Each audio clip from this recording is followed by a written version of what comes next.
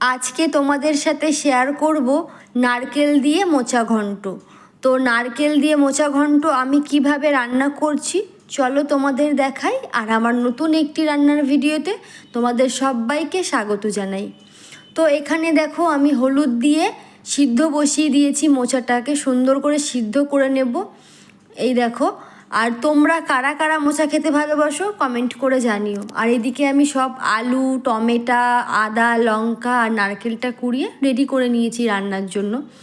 এইদিকে কড়াইয়ে দিয়ে দিলাম সর্ষের তেল, জিরে, তেজপাতা আর দিয়েছি শুকনো লঙ্কা ফোড়নে।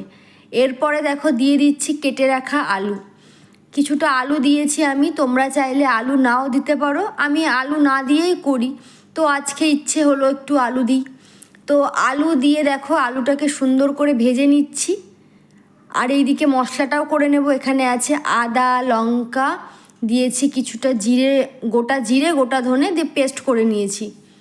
এরপরে সেই পেস্ট মশলাটা দিয়ে দিলাম আলুর মধ্যে, দিয়ে দেব রেগুলার যে মশলাগুলো থাকে, লবণ, হলুদ, কাশ্মীরি লঙ্কার গুঁড়ো দিয়ে ভালো করে মিশিয়ে নেব। আর তোমরা কারা কারা মোচা খেতে ভালোবাসো কমেন্ট করে জানিও। ভালো করে কষিয়ে নিয়ে দেখো দিয়ে দিয়েছি একটু টমেটো দিয়ে আবারও সব ভালো করে মিশিয়ে নেব। এমনভাবে তোমরাও বাড়িতে ট্রাই করে দেখতে পারো, দারুণ হয় কিন্তু খেতে। তো দেখো ভালো করে মিশিয়ে নিয়ে এরপরে দিয়ে দিলাম কিছুটা চিনি দিয়ে আবারও সব ভালো করে মিশিয়ে নিয়ে এখানে দিয়ে দেব জল ঝরানো যে মোচাটা, মানে মোচাটাকে আমি সিদ্ধ করে ভালো করে জল ঝরিয়ে নিয়েছিলাম, সেই মোচাটাকে দিয়ে এবার ভালো করে কষিয়ে নেব। ঢাকা দিয়ে সুন্দর করে আমি রান্না করে নেব আস্তে দিয়ে, মানে গ্যাসটা আস্তে দিয়ে রান্না করব। তো দেখো এখানে ভালো করে মিশিয়ে নিয়ে দিয়ে দিলাম নারকেল কোড়া দিয়ে আবারও সব ঢাকা দিয়ে সুন্দর করে কষিয়ে নেব।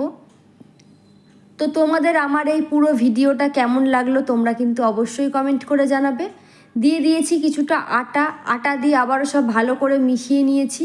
এরপর কিছুটা ঘি আর গরম মশলা দিয়ে নামিয়ে নিলেই কিন্তু আমাদের নারকেল দিয়ে মোচা ঘন্ট পুরোপুরি রেডি হয়ে যাবে। তো চলো বন্ধুরা, আজকের মতো এইটুকুই। সবাই ভালো থেকো, সুস্থ থেকো, টাটা বন্ধুরা।